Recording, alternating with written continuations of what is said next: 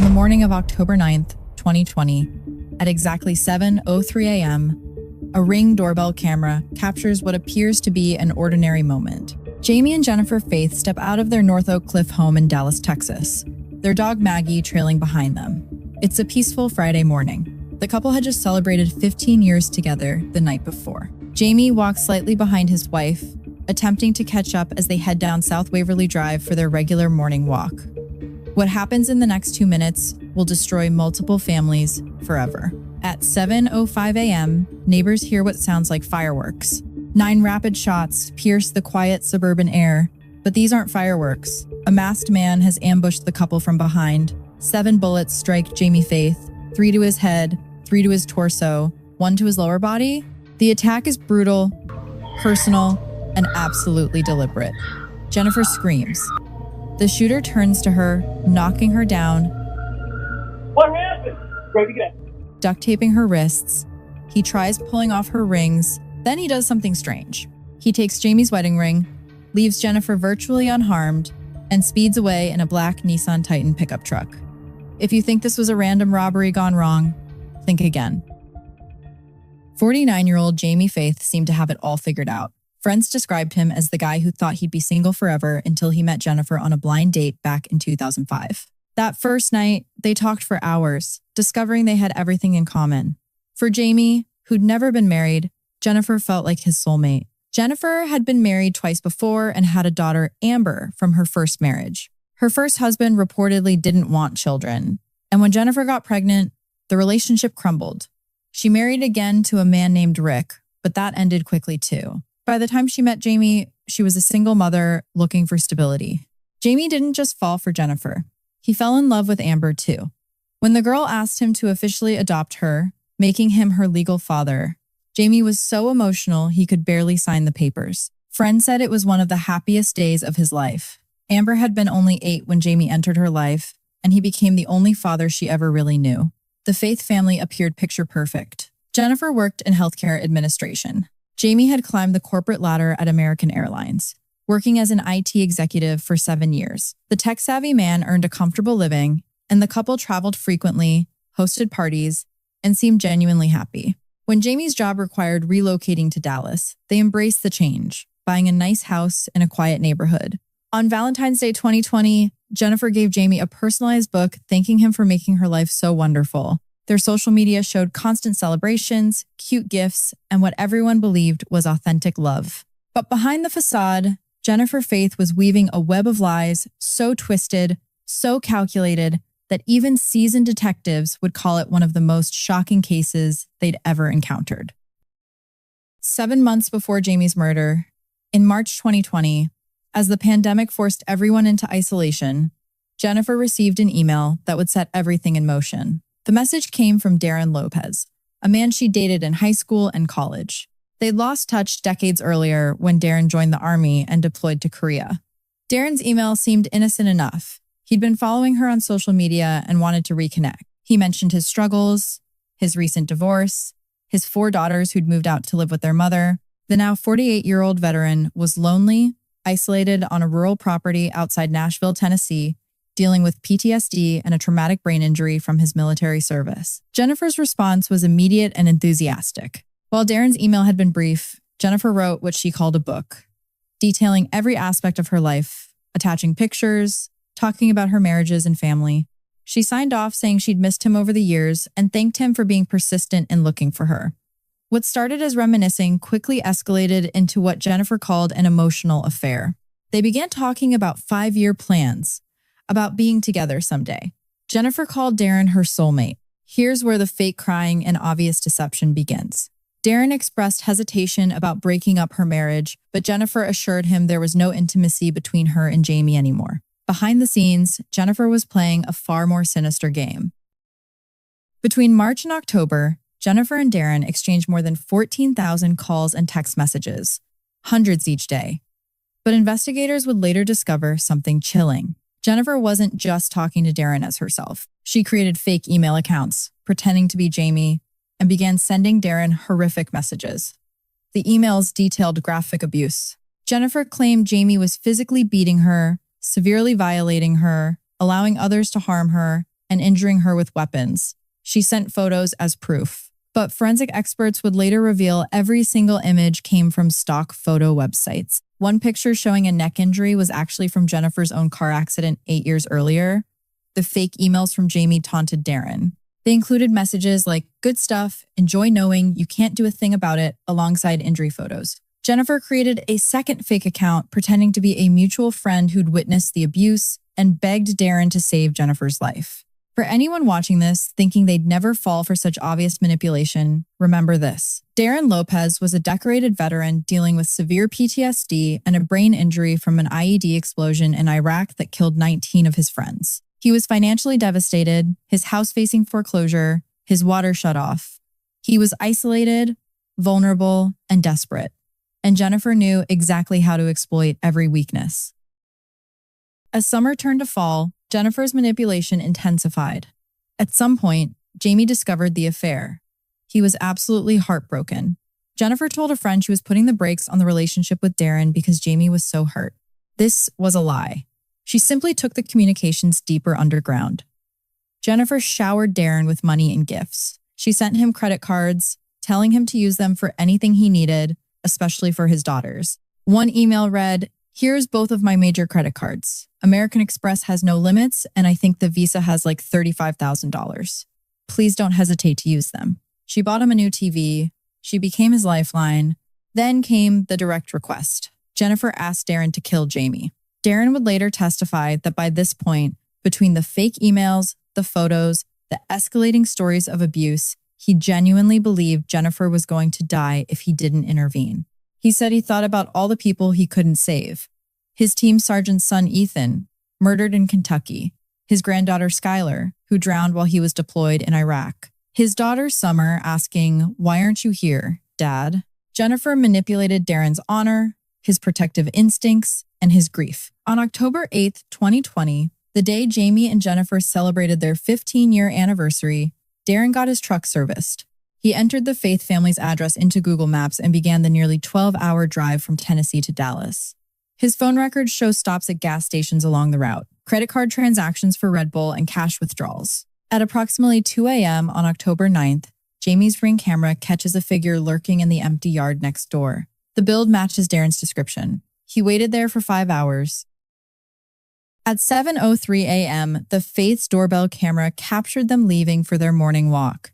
If you watch the footage closely, something seems off. Jennifer walks quickly ahead while Jamie almost jogs to catch up. There's no hand-holding, no walking side by side like you'd expect from a couple celebrating their anniversary. 2 minutes later, Darren Lopez approached from behind and opened fire. The attack was calculated and precise. 3 shots to the head to ensure death, 3 to the torso, and 1 shot to the lower body, which experts said indicated personal rage or jealousy. Jennifer's screaming brought neighbors running. The scene was chaotic. A masked man duct taping Jennifer's wrists in broad daylight. The smell of gunpowder filling the air. Frantic 911 calls flooding in. And in the middle of it all, Jamie Faith lay dying on the suburban street, never knowing the woman he loved had orchestrated everything. Darren fled in his black Nissan Titan. As he drove away, he tossed Jamie's wedding ring out the window. I hear the woman screaming for her life, hysterical. It sounds like a movie. So I hurry up and call the police saying, "Hurry and tell them I think my neighbor just got shot." When police arrived, Jennifer was distraught. Neighbors consoled her. The community immediately rallied around the widow and her daughter. If you think Jennifer showed even a hint of guilt, you haven't seen her police interview. Detective Chris Walton sat across from Jennifer as she launched into what can only be described as an Oscar-worthy performance. Except it wasn't Oscar-worthy at all. It was painfully, obviously fake. Jennifer hyperventilated, sobbed without tears, and gave excessively detailed descriptions between theatrical breakdowns. Turned around and I just saw this person shoot and shoot.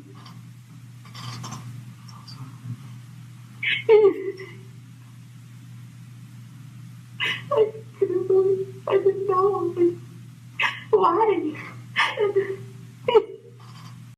Her voice cracked with practiced emotion. The detective's face remained neutral, but you can almost see him thinking what thousands of viewers would later think watching the footage: this woman is lying. Watch any compilation of real grief versus performed grief, And Jennifer's interview becomes a textbook example of deception. No tears despite intense sobbing. And then I saw the person turn and like just dark eyes and coming toward me. And so I yelled no, and I had the dog, and then started to run, and he tackled me. Perfectly articulated sentences between breakdowns, excessive hand gestures, and that constant checking to see if the detective was buying it. The fake crying and over-the-top performance didn't stop there. Jennifer gave multiple news interviews in the following days, always wearing a mask that conveniently covered much of her face, making the lack of actual tears less obvious. But her eyes remained dry. Her voice maintained that same performative quality. My partner, my best friend. I'm not supposed to be widowed at 48, you know? One neighbor noted that Jennifer's screams that morning sounded like a movie. That's because it was an act. Jennifer wasn't the victim of a random robbery. She was the mastermind of a calculated murder. A woman from Dallas is trying to cope with a sudden loss that no one should feel. Her husband was murdered on their morning walk, and she had to watch it happen. Here's what made this case so obviously suspicious from minute one. The shooter fired 9 times. 7 bullets hit Jamie. None hit Jennifer. Not one. The attack was brutal and personal against him, but she walked away with minor bruises. The duct taping made no sense. You've just fired 9 shots in a residential neighborhood. Every neighbor within earshot is calling 911. You've successfully killed your target. Why would you waste precious escape seconds duct taping a witness's hands in the middle of the street? If this was really a robbery or abduction attempt, Jennifer would be dead too, or actually taken. The wedding rings. This alleged robber took only the rings, nothing else. In a neighborhood where many homes had valuable items, this criminal supposedly committed murder for 2 rings? Typically, that's not how robberies occur. Typically, they just want your property. No one goes to that extreme. The theft felt like an afterthought, a weak attempt to establish a motive. And then there's the truck, a black Nissan Titan with a distinctive T sticker on the back window. Multiple neighbors saw it. Ring cameras caught it.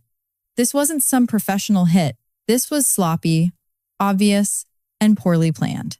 Experienced investigators know that when one spouse is brutally murdered and the other walks away unscathed, you start with the survivor. Always. The statistics don't lie. Statistically, the spouse is almost always involved. While police investigated, Jennifer played the grieving widow perfectly for public consumption. It's been horrible, devastating. I teeter between completely heartbroken and completely devastated every day. A GoFundMe was set up to help with funeral costs and support Jennifer and Amber. The community poured out their hearts and their wallets. Within days, the fund raised over $60,000. Jennifer held 2 funerals for Jamie, one in Dallas and one in Phoenix. She had cards, key rings, and coasters made with tip line numbers as if she desperately wanted her husband's killer caught. Meanwhile, she was texting that killer multiple times daily, using those GoFundMe donations to pay off credit cards she'd given Darren Lopez. She gave Darren thousands of dollars in gifts and financial support. Remember, this was a man whose house was being foreclosed on, whose water had been shut off. Jennifer became his savior, all while playing the devastated widow. In November 2020, Jennifer initiated a claim with Metropolitan Life Insurance Company seeking $629,000 in death benefits. When told she couldn't access the money until ruled out as a suspect, she and Darren texted about buying a house together in Tennessee once the money came through. The audacity is staggering. Jennifer made one critical mistake. When police asked to examine her phone, she handed it over without hesitation. She'd deleted all her messages with Darren, but she'd mentioned him in a text to a friend about having an emotional affair. That single mention gave investigators a name, Darren Lopez, Tennessee. And suddenly, the pieces started falling into place. Local authorities near Darren's property confirmed he owned a black Nissan Titan pickup truck. Aerial surveillance spotted the vehicle. They pulled his phone and bank records. Here's where criminals always mess up. They think deleting messages makes them disappear. It doesn't. Darren hadn't deleted anything. Between September 20th and October 20th, just 1 month, Darren and Jennifer exchanged more than 14,000 calls and texts. Think about that number, 14,000 communications in 30 days. That's roughly 467 calls and messages every single day. And oddly, they went completely silent for exactly 28 hours. Right around Jamie's murder, Darren's phone records showed his entire route from Tennessee to Dallas. Gas station stops, the Google Maps search for the Faith home address, credit card transactions along the way. On October 8th, he'd even gotten his truck serviced before making the drive. After the murder, Jennifer sent Darren a panicked message with a link to a news article showing the T sticker on the truck. "I woke up in a bit of a panic," she wrote. "Something is eating away at me, telling me you need to take the sticker out of the back window. I don't normally overreact like this. Really think you need to get that sticker off as soon as possible. Like today." Darren removed it the next day. Too late. Police had already photographed it during their aerial surveillance. On January 10th, 2021, Jennifer sent Darren another message. "Don't text me Monday. I'm going to factory reset my phone Sunday night after deleting texts. If asked about you, you are an old friend going through a divorce. We talk every night because I'm helping give support with the girls." The next day, January 11th, police arrested Darren Lopez at his Tennessee property. Inside Darren's home, investigators found the murder weapon, a .45 caliber pistol. Ballistics testing confirmed it matched the bullets that killed Jamie. They found traces of Jamie's blood on the gun. In Darren's truck, they discovered the blue face mask worn during the shooting. They found credit cards in Jennifer's name. But the most damning evidence was digital. The recovered email showed Jennifer's elaborate scheme in horrifying detail. The fake accounts, the fabricated abuse photos, the systematic manipulation of a vulnerable veteran. One forensic expert examined the injury photos Jennifer sent. Every single one came from stock image website. One photo showed a watermark that hadn't been cropped out. Another showed a woman clearly half Jennifer's size. The car accident neck injury was easily traced back to a real accident from 2012. There was never any evidence that Jamie Faith had ever been abusive. Not one friend, family member, coworker, or neighbor ever reported concerns. No police reports, no hospital visits, no documentation whatsoever. It was all Jennifer's fabrication. Jennifer's second husband, Rick, came forward with a chilling revelation. Jennifer had told him nearly identical stories about her first husband during their relationship. She'd claimed horrific abuse, showed him photos, and manipulated him to the point where he said he wanted to kill the first husband. The pattern was clear. This was Jennifer's playbook.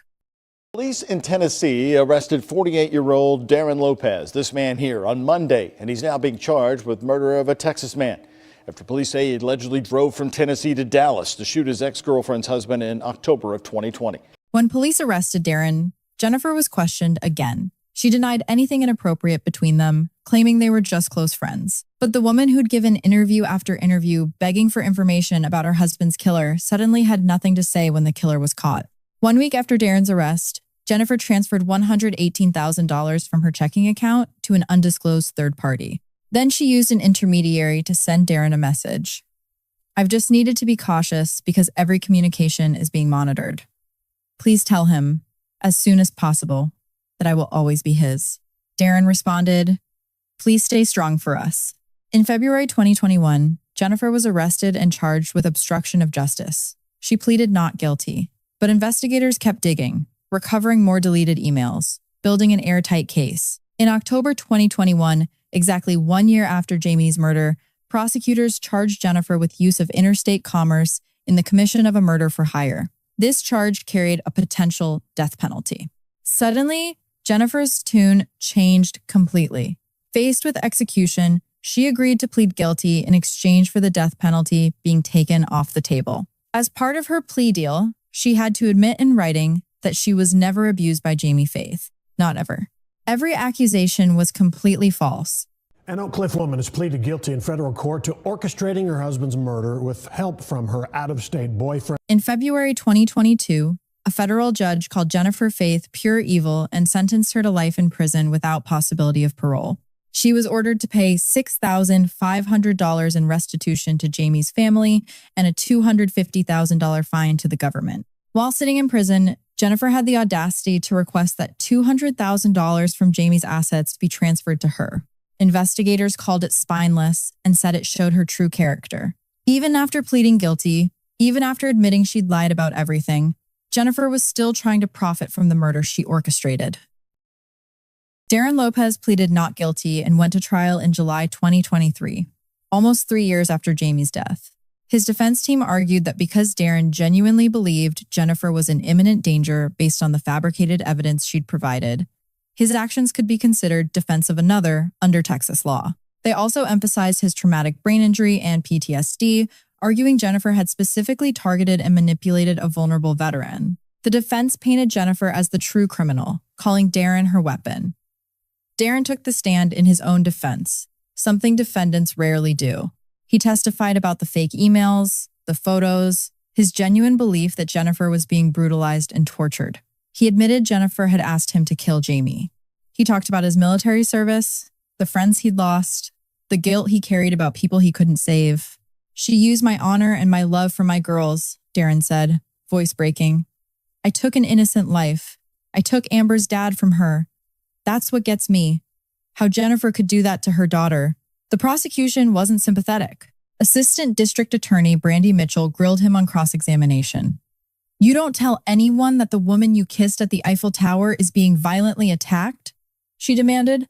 "That never occurs to you? It's completely absurd, Mr. Lopez." The prosecution argued that even if Darren believed the abuse was real, driving 12 hours to commit murder instead of calling police showed premeditation and criminal intent. They pointed out he could have contacted authorities, could have verified anything, could have done literally anything except execute an innocent man. In July 2023, the jury found Darren Lopez guilty of first-degree murder. We, the jury, unanimously find the defendant, Darren Lopez, guilty of murder as charged in the indictment. They sentenced him to 62 years in prison and a $10,000 fine. At 51 years old, it's essentially a life sentence. Darren later said that when he was first arrested, he truly believed he'd saved Jennifer and Amber from a dangerous person. He'd felt his actions were justified. Learning the truth devastated him. "I became her weapon. I understand that," he said. But he also maintained that Jennifer was the true criminal. His appeal is pending. The GoFundMe donors were all refunded. Amber moved out of the area with the family dog Maggie. Sources say she still speaks with her mother in prison a couple times a week, a detail that confuses and concerns many observers. How do you reconcile that your mother orchestrated the murder of the only father you ever knew? Jamie Faith's family and friends are left with devastating questions.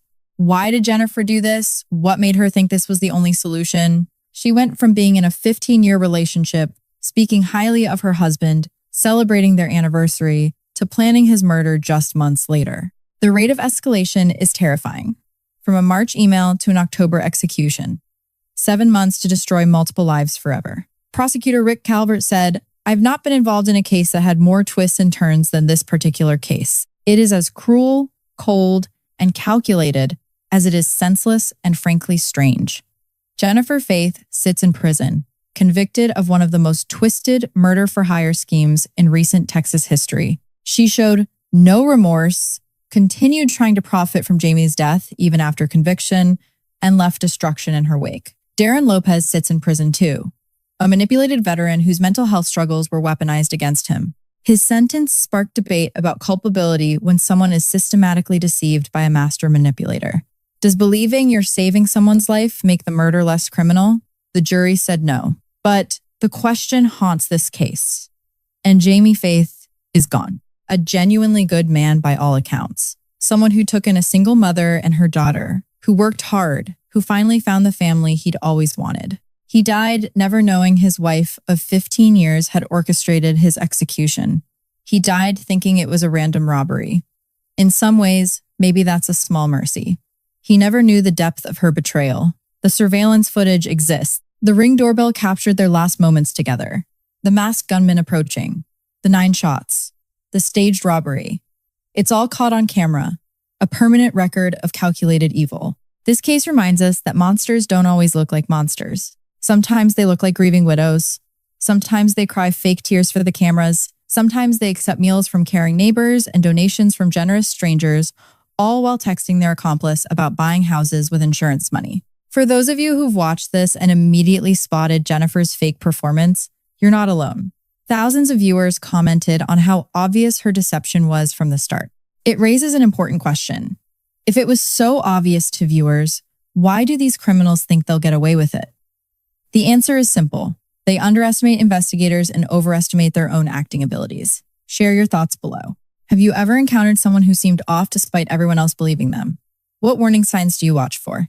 The conversation matters because cases like this teach us to trust our instincts when something feels wrong. Jennifer Faith's story is a chilling reminder that the most dangerous predators aren't always strangers in dark alleys. Sometimes they're sitting right next to you, planning your demise while smiling for the camera.